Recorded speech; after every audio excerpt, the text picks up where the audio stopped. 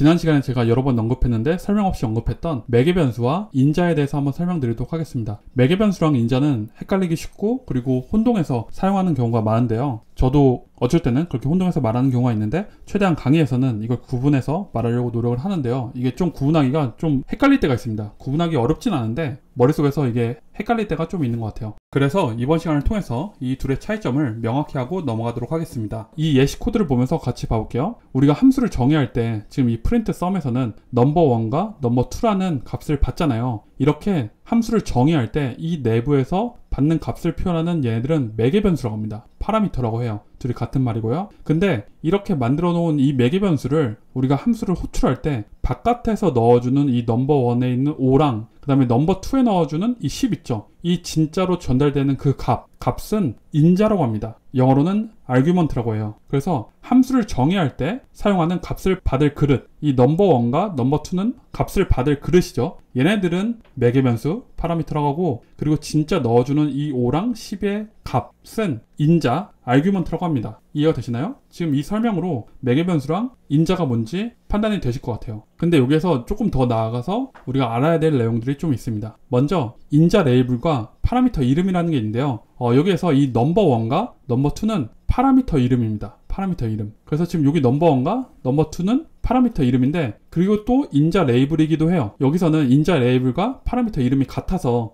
좀 헷갈릴 수 있는데, 제가 이런 코드를 한번 보여드릴게요. 얘는 함수가 있는데 함수가 여기에 매개 변수 이름만 넣어야 되잖아요. 원래는 우리는 예를 들어서 사람이면 person인 것만 넣었는데 여기 보면 to라는 게 앞에 하나 붙어 있습니다. 그럼 뭐냐면은 얘는 값을 하나 전달받을 거야. 이 string이라는 타입의 값을 하나 전달받을 건데 내부에서는 person이라는 이름으로 사용할게. 근데 외부에서 전달받을 때는 to라는 이름을 써줘 라고 바깥에서 불리는 이름과 내부에서 불리는 이름을 별도로 지정할 수 있어요. 그래서 이렇게 치면은 내부에서는 person으로 사용해서 print hello person이 되는데 바깥에서 이 함수를 쓸 때는 to로 값을 넘겨줘야 됩니다. 그래서 바깥에서 넘겨주는 이름은 인자 레이블, 왜냐면 얘가 인자였죠. 얘가 인자니까 인자 레이블이라고 해주고, 이 내부에서 쓰는 이 person은 매개 변수 이름이라고 합니다. 파라미터 이름이라고 해요. 그래서 이쪽에서 다시 보면 지금 얘는 안쪽에서 쓰는 이름이 넘버1, 넘버2잖아요. 그래서 이거는 매개 변수 이름인데 바깥에서 전달해주는 것도 넘버1, 넘버2로 똑같으니까 인자 레이블이기도 합니다. 그래서 이 경우는 이렇게 매개 변수 이름을 하나만 적어놓은 거는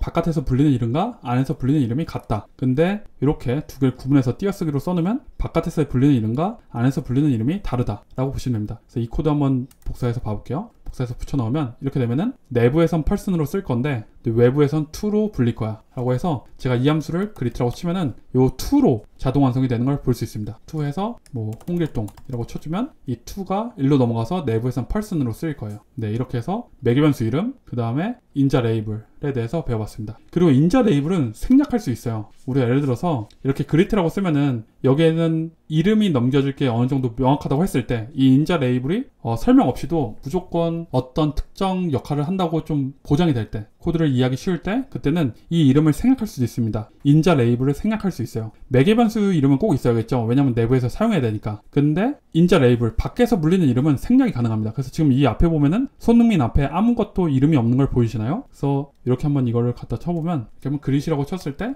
이렇게 쳐보면 여기가 이렇게 언더스코어로 표현되고 엔터 치고 여기 그냥 바로 홍길동이라고 치면은 이 앞에 네임 이런 게 없는데, 네임이 없는데 이렇게 실행이 잘 되는 걸 볼 수 있어요. 실행해보면 네, 이렇게 실행이 잘 되죠. 이런 거는 어떤 경우에 많이 쓰냐면 너무 당연한 인자 값일 때, func add에 많이 쓰여요. 보통 num1 인트를 받고 그 다음에 num2 인트를 봐서 두 개를 더해서 리턴한다고 해볼게요. 그래서 return num1 더하기 num2 이런 함수를 만들 때 얘는 사실 add니까 add라는 함수에는 그냥 어떤 숫자를 두 개 넣겠지라는 게 확실하잖아요. 그래서 이때 1, 3 이렇게 써놓고 굳이 이거를 num1이나 num2, 제가 인트를 안 써왔네요. 반환 타입을 안 써왔네요. 여기에 들어가는 값이 명확할 때, 얘를 굳이 num1이나 num2로 명시하지 않아도 될 때, 그럴 때 이렇게 인자 레이블을 생략해서 표현할 수 있습니다.